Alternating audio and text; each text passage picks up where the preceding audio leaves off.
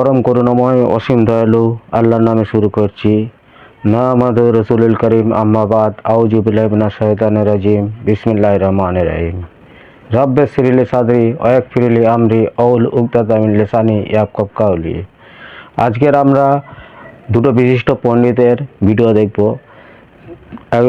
একটা হচ্ছে হিন্দু পণ্ডিত, একটা হচ্ছে মুসলিম পণ্ডিত। দুটো ভিডিও শোনার আপনারা অবশ্যই আমার মতন যে ভিডিও যে শোনার ইচ্ছা হচ্ছে অবশ্যই ভিডিওটা দেখবেন এবং লাইক কমেন্ট ও শেয়ার করবেন। আমরা চালু করছি সেই ভিডিওটি। কে বলেছিলেন, হে পৃথিবীর মানুষ, জানমানে সবাই কয়েকবার জন্ম নেয়, হয়তো তোমার জানা নেই যে আমার কয়েকবার জন্ম হয়ে গেছে। এই আমরা দেখি এই প্রশ্ন শোনার পরে, হিন্দু পণ্ডিতের প্রশ্ন শোনার পরে ডাক্তার জাকির নায়েক কি উত্তর দিলেন সেটা অবশ্যই আমরা শুনবো।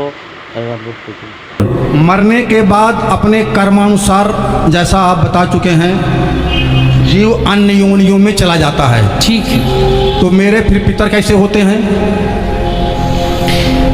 पितर ऐसे होते हैं कि जब हमारे पिता के पिता जो भी आज धरती पर नहीं है, वो जब यहाँ से मरकर जाते हैं तो सीधा पहले पितृलोक जाते हैं।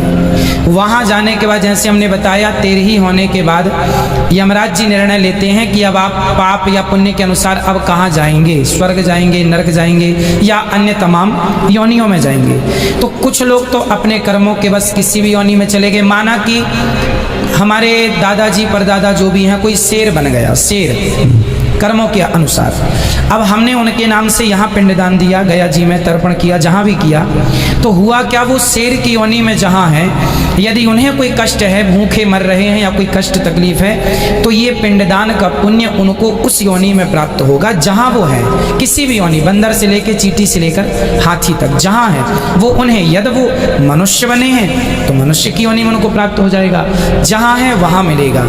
ठीक है, परंतु कुछ लोग ऐसे होते हैं, ट्रेन लेट होने से हमें स्टेशनों में एक वेटिंग रूम बनाया जाता है, वेटिंग हॉल बनाया जाता है, जहाँ ट्रेन लेट हो गई तो आप वेट कर सकते हैं। उसी प्रकार किसी व्यक्ति, हमारे पिता के पिता, किसी के पाप पुण्य का कोई निर्णय किसी कारण ना हो पाए तो वो पितृलोक में होते हैं, और हम यहाँ से यदि उनके लिए कुछ करते हैं तो उनका उद्धार हो जाता है। जैसे कुछ दिनों के लिए ईश्वर ने ये विधान भी रखा है, नचिकेता को ये बात यमराज जी ने बताई है। नचिकेता के संवाद में ये सब कुछ स्पष्ट है कि हमारे जाने के बाद ये जरूरी नहीं है कि मरने के तुरंत बाद हमारा पुनर्जन्म हो जाएगा, कहीं भी जरूरी नहीं है। हो सकता है 2 साल तक ना हो सकता है 10 साल तक ना हो, और हो सकता है 100 साल तक हम वेटिंग रूम में इंतजार करें अपने नंबर का।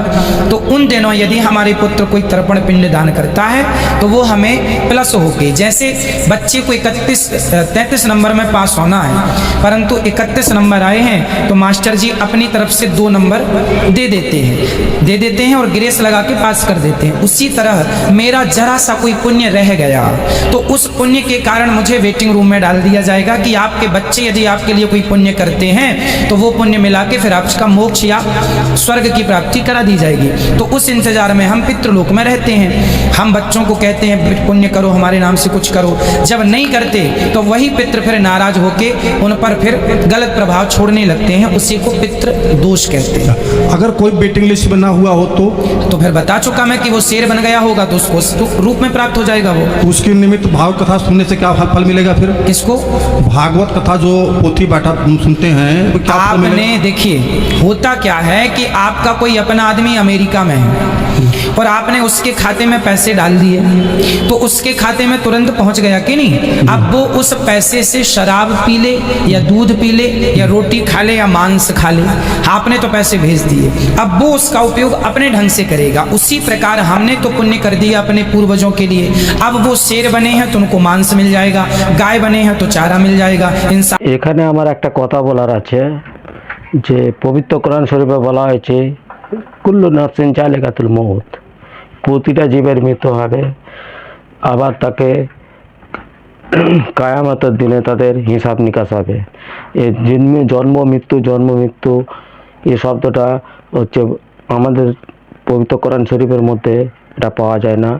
হিন্দু ধর্মশাস্ত্র বলে যে জন্ম মৃত্যু হয়, তার যে জীবনের আধ্যাত্মিক জীবনের যে ঘটনা ঘটেছে তার ভালো খারাপের ফল হিসাবে তাদের সেই রকম হিসাব সৃষ্টি হয়। তো আজকের দেখুন এবার হিন্দু পণ্ডিতের কথা শুনলেন, नहीं है तो এবারে छप्पन বিশিষ্ট भोग পণ্ডিত ডক্টর জাকির स्वामी নায়েকের जी, কথা আপনারা অবশ্যই শুনুন। संतुष्टि हमको नहीं हुई, हम कर क्या रहे हैं? আমার নাম আরিয়ান পুত্র কুমার নারায়ণ সিং কোন্তে, দিল্লি থেকে এসেছি। আমি ভালো ইংরেজি বলতে পারি না, এজন্য আমি দুঃখিত। স্যার, আমি জিজ্ঞেস করতে চাই যে ভগবানের বানানো নিয়মে কি পরিবর্তন হতে থাকে? আমি এজন্য জিজ্ঞেস করছি যে ইসলাম ধর্মে বলা হয় যে মানুষের কখনো পুনর্জন্ম হয় না, আর শ্রীমদ্ ভগবত গীতাতে শ্রীকৃষ্ণ অর্জুনকে বলেছিলেন, হে পৃথিবীর মানুষ, যার মানে সবাই কয়েকবার জন্ম নেয়, হয়তো তোমার জানা নেই যে আমার কয়েকবার জন্ম হয়ে গেছে। আমি প্রথমে গীতাতে যে জ্ঞান দিয়েছিলাম তা প্রথমে মানুষকে দিয়েছিলাম, যাকে আপনারা সবাই নূহ আলাইহিস সালাম হিসেবে চিনে থাকেন। আবার পরের বার বলছে যে আমি সূর্যদেবকে এই জ্ঞান দিয়েছিলাম, এখন আমি আপনাকে এটা দিচ্ছি। তাহলে স্যার, আপনি কি বলতে পারেন যে মানুষের কি পুনর্জন্ম হয় নাকি হয় না? সময়ের সাথে সাথে কি ভগবানের দেওয়া নিয়মের কোনো পরিবর্তন হয় কিনা আমি জানতে চাই। দ্বিতীয় প্রশ্নটা ছিল পুনর্জন্মে বিশ্বাস করি কি না দ্বিতীয় জীবনে। এবার পুনর্জন্মের ব্যাপারে বললে ভগবত গীতা থেকে উদ্ধৃতি দিলেন, তবে বেদ হিন্দু ধর্মের সবচেয়ে পবিত্র গ্রন্থ।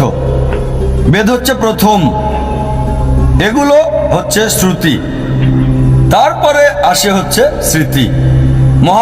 মহাভারতের অংশ হলো ভগবত গীতা। যদিও ভগবত গীতা বেশি পড়া হয় বেদের চেয়ে, তবে নির্ভরযোগ্যতার ক্ষেত্রে বেদ হচ্ছে উপরে। বেদ পুনর্জন্ম সম্পর্কে বলছে, পুনর্জন্ম মানে পরবর্তী জীবন। যেহেতু আমরা জানি বেদ 4 প্রকার, ঋগ্বেদ, সামবেদ, যজুর্বেদ, অথর্ববেদ। এই 4টি বেদ হচ্ছে হিন্দু ধর্মের সবচেয়ে উন্নত মানের ধর্মগ্রন্থ। আসুন ডক্টর জাকির নায়েকের কণ্ঠে আবার শোনা যায়। যদি কোরআন পড়েন, কোরআনও এই কথা বলছে। কোরআন বলছে আপনি পৃথিবীতে আসবেন, তারপর মারা যাবেন, আবার পুনরুত্থিত হবেন। পূর্ণ মানে পরবর্তী, জনম মানে জীবন, পুনর্জন্ম। কোথাও বেদ বলছে না জীবন মৃত্যু, জীবন মৃত্যু, জীবন মৃত্যু, কোথাও বলছে না এই কথা, কোথাও বলেনি। ভগবত গীতাও এ ব্যাপারে কিছু বলেনি। আপনি যে উদ্ধৃতিটা দিয়েছেন ভগবত গীতা অধ্যায় 4 অনুচ্ছেদ 22, আমি রেফারেন্সটা দিচ্ছি। এটা ভগবত গীতায় উল্লেখ আছে। হিন্দুদের মতে এটা সর্বশক্ত ঈশ্বরের বাণী।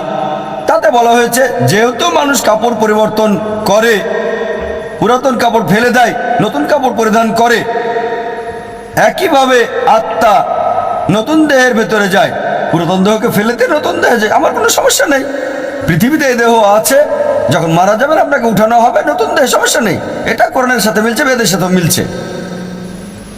তবে এই দর্শন যেটা বললেন পুনর্জন্মের ব্যাপারে, সংস্কৃত ভাষায় বলা হয়েছে সংস্কারা, পুনর্জন্মের থিওরি, জীবন মৃত্যুর থিওরি বলা হয় পুনর্জন্ম। ঠিক এই থিওরিটা দাঁড় করিয়েছেন হিন্দু ধর্মের পণ্ডিতরা, বেদের কোথাও উল্লেখ নেই। কেন? কারণ তারা ব্যাখ্যা দিতে পারতো না। কেন কিছু লোক দেব, কিছু লোক ধনী, কিছু লোকের জন্ম গরিব পরিবারে, কিছু লোকের সুস্বাস্থ্য আছে, কিছু লোকের বংশগত হৃদরোগ আছে, ঈশ্বর এমন অবিচার করছেন কেন? তারা এর কোনো ব্যাখ্যা দিতে পারেনি। তাই তারা একটা দর্শন নিয়ে এলো জীবন মৃত্যুর, কর্ম আর ধর্ম। কর্ম হচ্ছে কাজ, ক্রিয়া, ধর্ম হচ্ছে বিধান। তাহলে ব্যাখ্যা কি কেন ঈশ্বর অবিচার করছেন? কেন একজন মানুষ হৃদরোগ নিয়ে জন্ম নেবে? শেষ জীবনে সে কিছু পাপ করেছিল। এই দর্শন অনুমান হিন্দু ধর্মের পণ্ডিতদের, এটা বেদের নয়। তাই তারা এই দর্শন নিয়ে এলো আর বলল যদি ভালো কাজ করো পরবর্তী জীবনে উঁচু জাতে জন্ম নেবে তোমরা। আর হিন্দু ধর্মের বিশ্বজনীন ভ্রাতৃত্ব হচ্ছে সব জীবন্ত প্রাণী ভাই।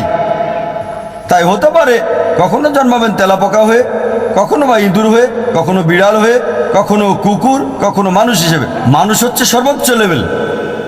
ভালো কাজ করলে উঁচু লেভেলে জন্মাবেন, খারাপ কাজ করলে নিচু জাতে জন্মাবেন। আপনি মানুষ হয়ে জন্মাতে পারবেন 7 বার। কতবার? 7 বার। এটা হিন্দু পণ্ডিতদের দর্শন, যেটাকে বলা হয় সংস্কারা। এখন আপনাকে জিজ্ঞেস করি, এই পৃথিবীতে অপরাধ বাড়ছে না কমছে? অপরাধ বাড়ছে না কমছে? বেড়ে চলেছে, মাশাআল্লাহ, খুব ভালো, পাপ বাড়ছে। মানুষের সংখ্যা বাড়ছে। আমরা যা জানি, মানুষ বাড়ছে না কমছে? জনসংখ্যা বাড়ছে না কমছে? বাড়ছে, মাশাআল্লাহ। এখন পাপও বাড়ছে, মানুষের সংখ্যাও বাড়ছে। বাড়ছে। যেহেতু পাপ বাড়ছে, মানুষ তো কমার কথা। তাই বোঝা যাচ্ছে লজিক্যালি এটা ঠিক না। এজন্য আমি পুনর্জন্ম বিশ্বাস করি।